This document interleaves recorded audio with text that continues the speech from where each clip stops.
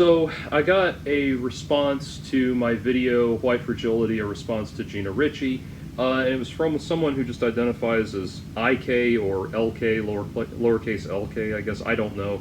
But the person just says, "Leave Gina alone. Small thing, but this music analogy is a false equivalent. People like music, so if they suddenly don't like it, it's natural to say that the music was bad. People already don't like being told." People already don't like being told they might be racist, so when they don't like the message, it isn't the fault of the messenger. I don't think that she said anything wrong. You're upset about a popular science book using personal anecdotes and non-data to convey a point. This isn't uncommon. That's why there should be They apostrophe re popular science books. It wasn't made for her peers, it was designed for regular people. She decided to use personal anecdotes to give white readers something to identify with. In social sciences, personal vulnerability can be an important tool of argument. She's giving white people a chance to save face and making room for introspection. It feels like these videos are based on the fear of white guilt. As a white person, I think it's counterproductive to say that we have no hand in racism. We are all brought up with bigotry and bias. We aren't better than our culture. We internalize the roles we see certain people depicted in, and we treat each other accordingly. The roles we see certain people depicted in, and we treat each other accordingly. Sorry, reread the line. Sitting around saying, "but not me," isn't going anywhere. Our obsession with blame isn't materially productive.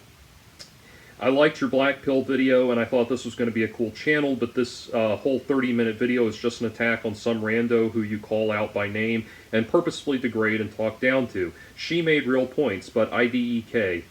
I think that means, but I don't even know. This just kind of pissed me off for this damn girl. Okay, first of all, Gina Ritchie was not hurt, she was not insulted, she was not mistreated, she was not condescended to, she was just responded to.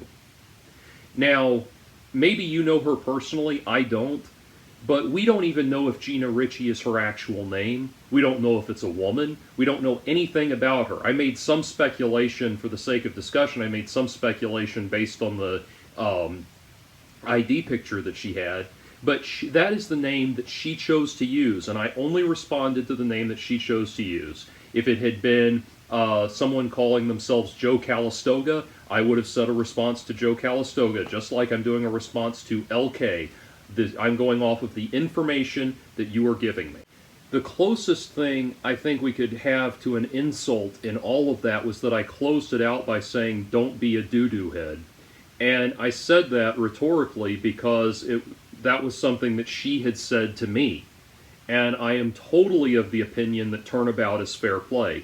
Just like when she, in her message, accused me and those agreeing with me of having Nazi sympathies, and I stopped and made the argument, no, actually the position that you're taking is closer to what the Nazis actually practiced and believed. Turnabout is fair play. Now, the reason I respond to the randos, as you put it, is because I want the keyboard warriors to know that they're part of the conversation. I think a lot of people in the YouTube comments comment like I think they feel like they're shouting from the peanut gallery. And it's no, you actually are a part of this, you are a part of this discussion.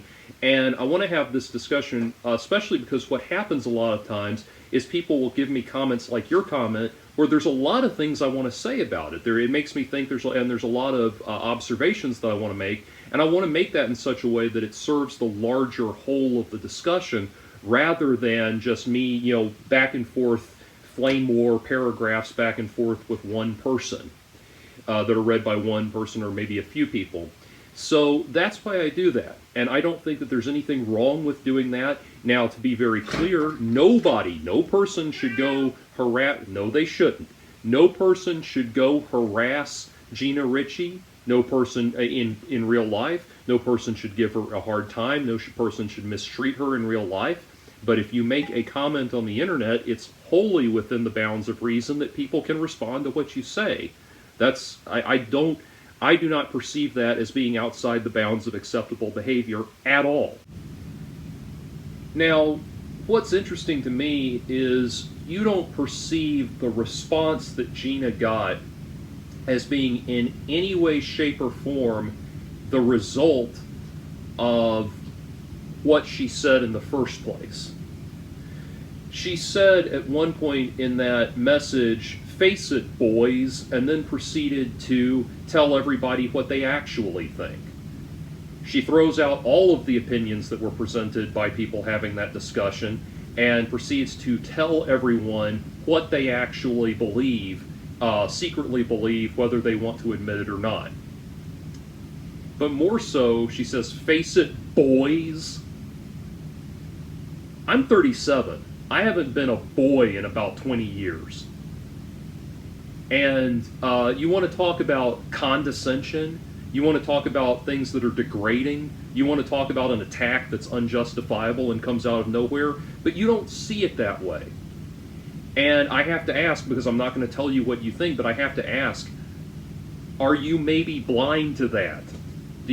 Ask yourself, are you blind to that because of your own bias? Do you have a bias where you perceive when it comes to how men are spoken to, there's a total free-for-all, and how women are spoken to, there's all of these rules and kid gloves and everything? And what's amazing to me, and this is a real stick in my craw, or whatever, thorn in my side, whatever you want to call it, what's amazing to me is that it's the people who call them, who want to stand on the progressive, identify on the progressive left or whatever. They seem to most often be the ones that are pushing this attitude of anything goes with men, say anything you want to them, and with women, be delicate and careful in their little flowers and kid gloves and all of that. They're the ones who are holding on to this very regressive idea where if you were to go to real, what I would consider real, honest-to-God feminists, women who actually understand what it is they're fighting for, someone like, say, Camille Paglia would say, hey, no, we want to get in on that discussion. We want to be spoken to the same way men are spoken to. We don't want that special treatment. We don't want to be treated like delicate little girls. You called her this damn girl. You don't know that she's a girl. You don't even know if she's female, but you certainly don't know how old she is. This could be someone in their 50s for all you know. So you want to lecture us about unconscious bias when it's on full display with you. And again, I will amend that to say it appears to be on full display with you. I could be wrong, because I'm not going to tell you what you think, but it appears to me that that's what's going on, based on what you've said here. Now, I appreciate that you liked my video about the black pill, and I think that the so-called manosphere is absolutely disgusting. I think the idea of the idea of the red pill, the idea of the black pill, my response to all of that is, let's stop taking pills we got on the internet. I'm glad you like that. But what you have to understand is I'm not pro-left-wing or pro-right-wing. I'm anti-bullshit. And one of the most important things is realizing that there's bullshit on this side and bullshit on that side. It's funny how, for example, people don't understand how I can be opposed to white nationalism and black nationalism. They don't understand that it's not... Being opposed to white nationalism does not mean that you're in favor of black nationalism. What I'm opposed to is the concept of name of ethnicity nationalism. That's the problem. Any kind of ethno-nationalism is the problem. By the same token, any kind of gender discrimination is a problem. And it's so hard for people to understand that you're not on Team A or Team B. There's a meme that goes around that I really like that has, it shows Daniel LaRusso in the crane kick position, and the caption says, whenever I speak, conservatives think I sound like a liberal, and liberals think I sound like a conservative. And Mr. Miyagi says, that's because you're finally starting to make sense, Daniel-san. And I had to go through this. I just watched one of my more recent videos about the election where I had to go through this and explain to people that just because I'm opposed to social justice warriors doesn't mean I'm in favor of Donald Trump. I don't know why this is so hard to explain, but I feel like it's something that needs to be steadily repeated. So, I apologize to the regular viewers that I've now gone 10 minutes without saying anything related to the thesis topic of white fragility. And so let's get into that. LK, I think you really misunderstood what I was trying to say with that musician metaphor. The point is just that if you are presenting something to the world and you are getting a consistently negative response all across the board, then wherever you go, then the most likely explanation is that your idea or what you're presenting is not very good. It's kind of like Ron White in one of his comedy routines said he was at I think he was at a military base or something, and he said there's 40,000 men here tonight or something like that, and this one woman stood up and shouted, and every one of them's a bad fuck. And so he said he turned around to her and said, well, have you ever stopped to think maybe it's me? I seem to be the only common denominator in this language, in this equation of love. And that was his joke, but that's the point. That's the point. Everywhere Robin DiAngelo goes, she gets a bad response. And every time she writes it off on some kind of unprovable, unquantifiable bigotry. Surely it must be everybody else that has the problem. That is the most blatantly obvious example of someone who has no power whatsoever to self-reflect or to ever consider that their message might be the actual problem. Now, you brought up the observation that White Fragility is a popular science book, and therefore it's not going to have all the deep analytical intricacies of something that was written to be read and appreciated by the Academy or read by her peers and that sort of thing. Okay, popular science books are not, you are correct to an extent that yes, popular science books are written in layman's terms for the common man, the common woman to understand. That much is true. However, they are not exempt from being scientifically accurate. There is nothing at all scientific about Robin DiAngelo's concept of white fragility. None whatsoever. I have read the book, I've read it multiple times, and it comes down, her concept comes down to white people are angry because Robin DiAngelo is right. Robin DiAngelo is right because white people are angry. Period. She just gets up there and says, you are guilty of this. If you deny it, then that's proof that you're guilty. And that is a philosophical fallacy that is known as a Kafka trap. That's what it is. So the onus is on Robin DiAngelo and on you who are supporting her to explain why, in this one situation, a Kafka trap is not a fallacy. Why is it in this one situation, this one special instance, why are we going to make a concession here and decide that anybody who disagrees is proof that the accuser is right? Why are we doing that in this one instance? And I promise you, LK, what's going to happen is someone else, just like you came, okay, Gina Ritchie saw my original video, Robin DiAngelo is probably the real racist. And what did she do? She reiterated exactly what white fragility is. That's it. She just sits there and says, this is what the concept means. Really, what Robin DiAngelo is saying is that white fragility, da-da-da-da-da. And you did exactly the same thing. You just come in here and reiterate the concept. Here's what white fragility is. And somebody else is going to see this video and do the same thing. Because this concept, that's as far as it goes. The people who defend this concept are consistently working off of the idea of, well, if you don't agree with it, then you just haven't heard the definition of it enough times. And the reason they have to do that is because there is no depth of argumentation to this concept. It is completely and totally that if you don't agree, It begins with the premise that Robin DiAngelo is right, and then continues with the premise that anyone who doesn't agree is proof that she's right. It is pure psychological bullying, psychological manipulation, social manipulation. That is all it is. There's nothing to this concept at all. There is flatline zero amount of academic rigor or scientific proof that this concept actually exists. None whatsoever. It's just as verifiable as the existence of Santa Claus.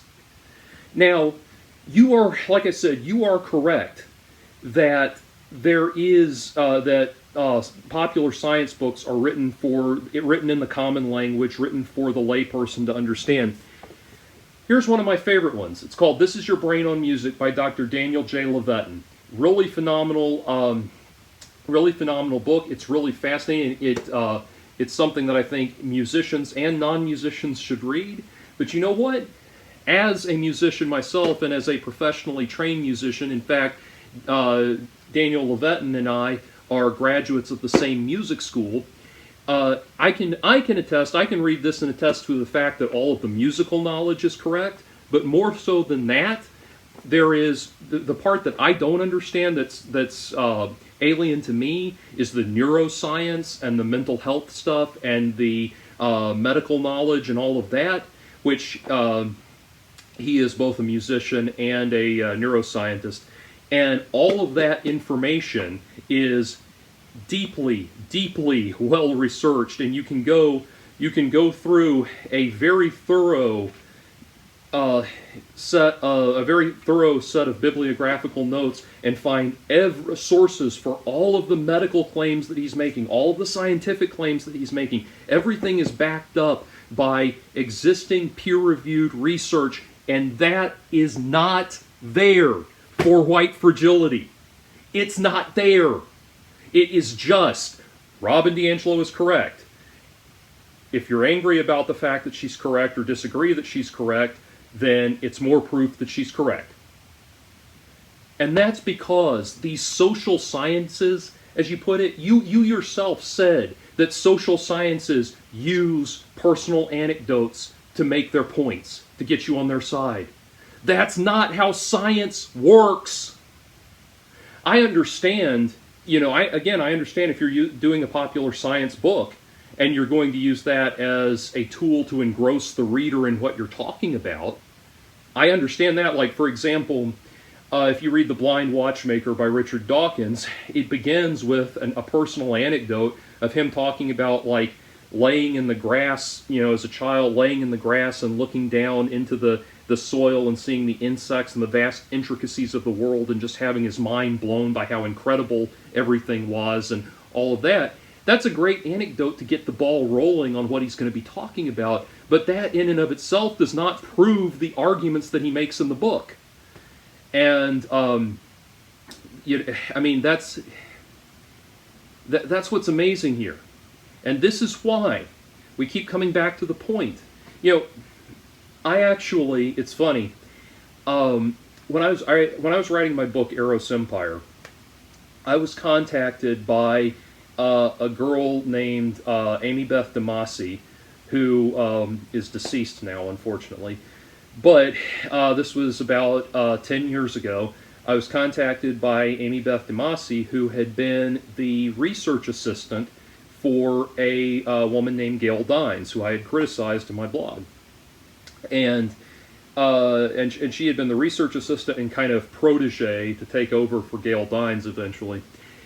And she told me something that was very interesting to me. She said, you have to understand about the social sciences, the soft sciences and everything in the university is these things are not based on any. When I say soft sciences, I mean women's studies, queer theory, all of that crap, and these critical race theory, all of that crap. She said, it's not based on anything. The people who got this going in the academies, the first wave of people that got this stuff going in the colleges, they just came in and used political correctness to demand that they get these positions.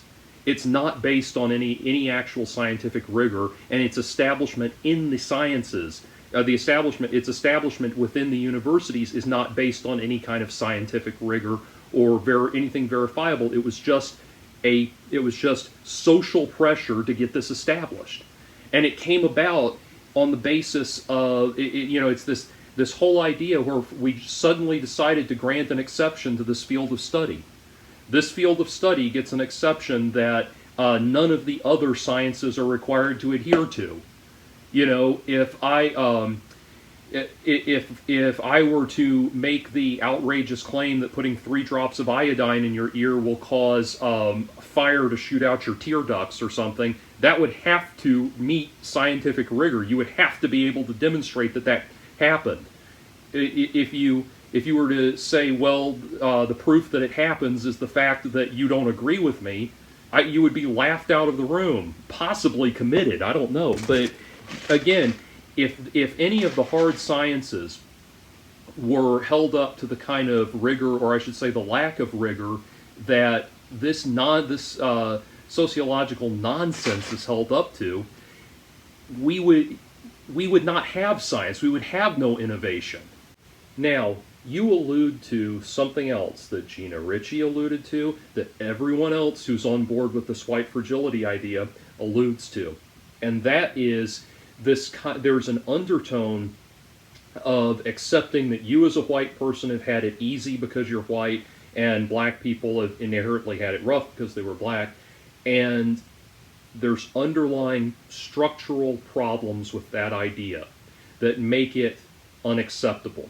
Is it a historical reality in this country that whites have had it easier than blacks? Yes, but why do I not take that on as some kind of moral mantle for me to carry, some kind of burden or cross for me to bear, some kind of burden to carry? Because the people that are pushing this idea, and this includes Robin DiAngelo, this includes Ibram X. Kendi, this includes Michael Eric Dyson, and a whole lot of other people.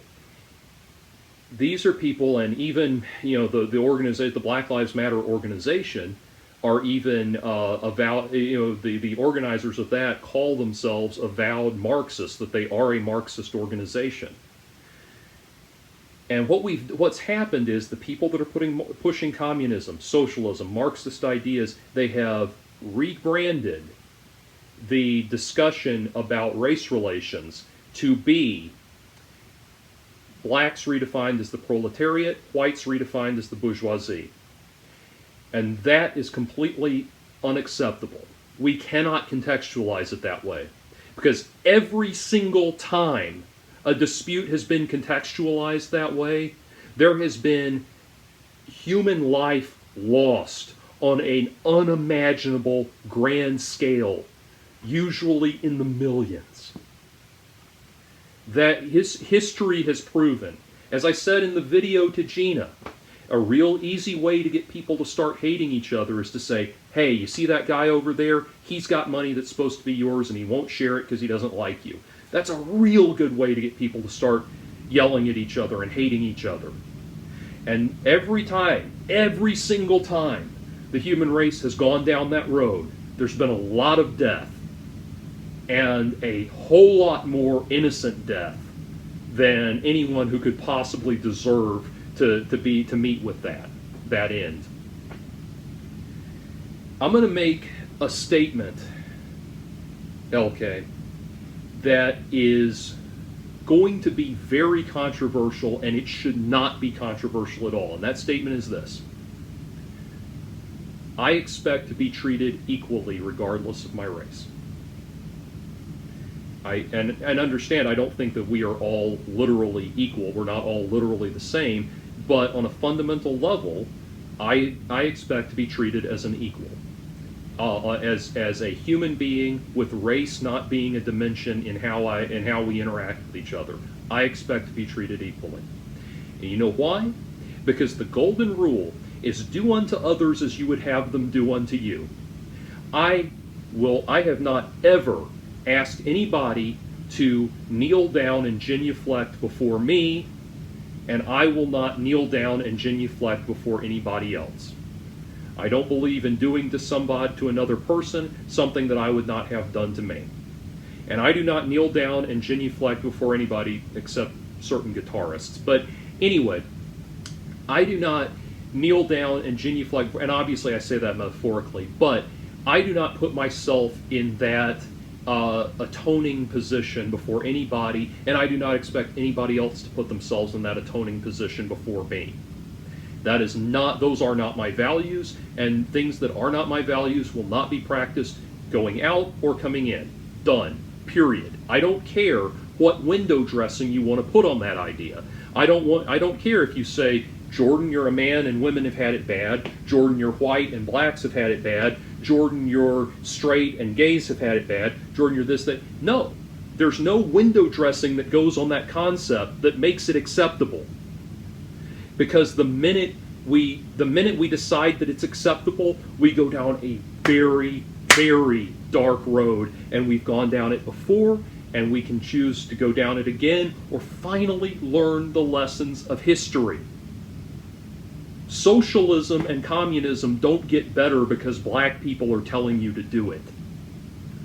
It doesn't get better because gays or women are telling you to do it, or trans people, or any other demographic. We have allowed the discussion around civil rights and civil liberties to be completely taken over by these people. And by these people, I mean the academics that are pushing this nonsense, not the demographics that I referred to, but the people that are pushing this nonsense. We have allowed those academics to take over this discussion in this way. The people before these same people were just pushing socialism and communism. And we as Americans knew that shit didn't work, and that's not how we do business, and we told them to fuck off. Then the civil rights movement happened. And this is why I think it's important to read black conservatives like Shelby Steele, Thomas Sowell, Larry Elder, a lot of others, because they make a very good point that the civil rights movement was not a liberal progressive thing or a conservative thing. That was something all that was we expect to be fundamentally equal. It says in our Constitution that we are all equal before our Creator, and we expect that same recognition, period. That was it. It was not, let's go be, overthrow the country and make it communist and all of that. And that's very important to understand, because that's what happened when the civil rights movement happened, when in the 60s, when all of this stuff when the civil rights movement was happening, a lot of progressive people seized on that. The same way a lot of conservative people seized on Gamergate. I talked about that in a recent video. Activist groups seize on social movements to ingratiate themselves to larger numbers of people. And all they do, and all that is them shitting in the punch bowl. We need to stop and realize that these people with these larger agendas do not need to be a part of this discussion. They are not going to help solve the problem. They're going to use that problem as a Pandora's box for their own agenda. And that's something that we've really got to understand. Now, that the reason I don't mind, I feel like I keep a broken record. I feel like I keep making the same arguments, the same observations over and over again, but it needs to be said. And maybe if I say this to you in this manner, maybe that'll make you listen a little bit more. But you are taking on a position that has no scientific basis whatsoever, and declaring it to have scientific basis. You are using that to then justify social reforms that have ruined societies all over the world. That's not acceptable. And hopefully, maybe, just maybe, this will stay with you enough to realize that there is no such thing as white fragility. This was made up, cut from whole cloth by Robin DiAngelo.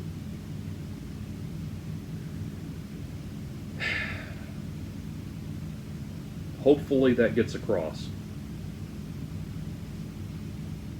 I want to close with one concept, one observation that I think is very important, and that is that uh, I watched Dave Chappelle's most recent stand-ups, not stand-up special, but his intro, his opening monologue on Saturday Night Live, his most recent Saturday Night Live appearance. And in that, he started this thing, the through line in the monologue was he kept saying that it's time for white people to get their inward lessons.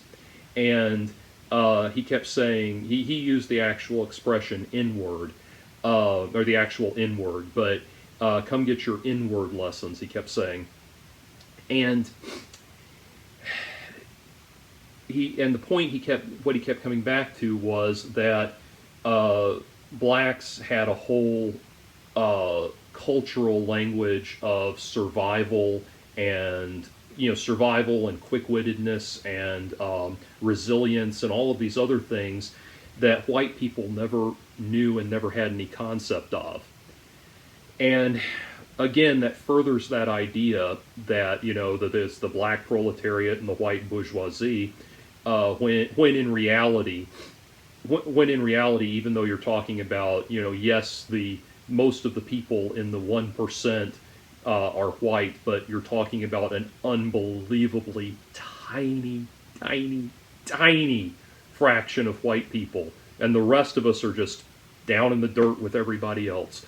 But anyway, so it's a very culturally ignorant perspective that he has, but he kept saying that, that it's time for you to get your inward lessons.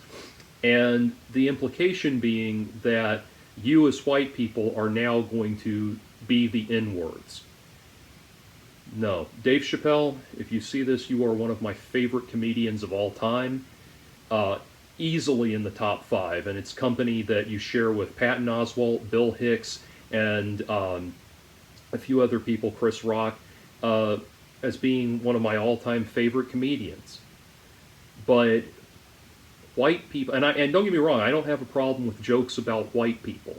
I think we can take our lumps like everybody else with the comedians. But there was a different implication here, which was that white people are going to be the N-words now.